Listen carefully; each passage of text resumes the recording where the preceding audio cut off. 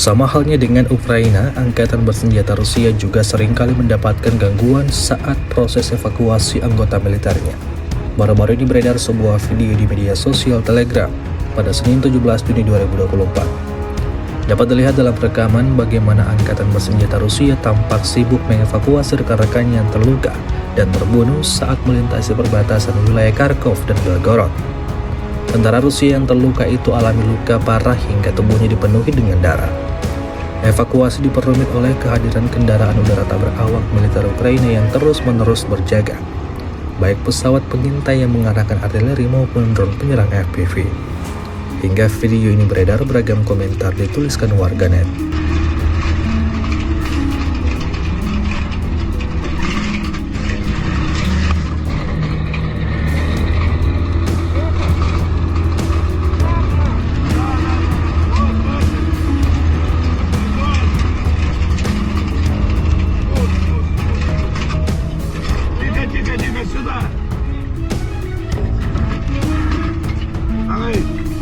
Обратно. Давай, парни. Давай. Еще одно, блядь. Давай, брат. Дальше еще один. Давай. Затаскивай.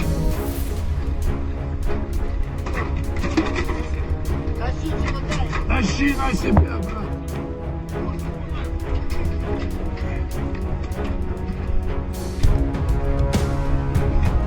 Давай, пинай ее, пинай!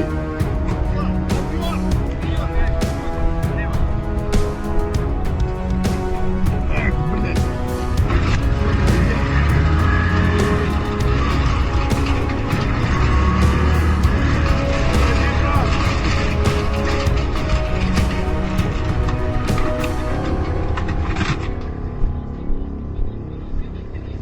Триста в середочку, брат! В середочку забегай! Закидывай. Вот так, брат. Все, братва, давайте удачно. Липуха. Давай.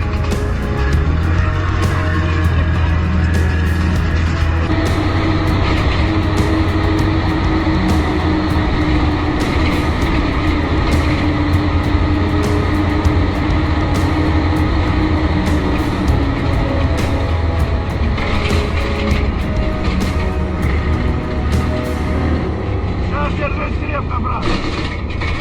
И дальше корпус. Вот здесь, смотри. Пропусти.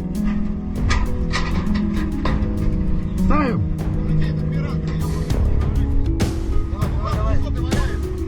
Давай вот так разворачиваем длину, я с ним прыгну. Да головой же туда, ебаный в рот. Голова ж тяжелее. Да, блядь! Помогай, подтягивай на меня!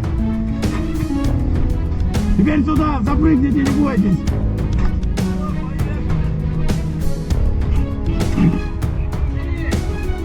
Держимся! Боба, стой! Стой, Боба! Боба, стоять!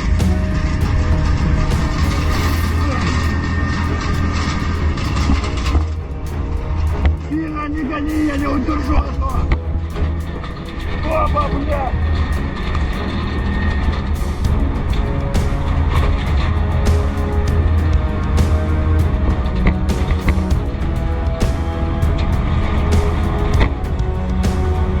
Держись, брат!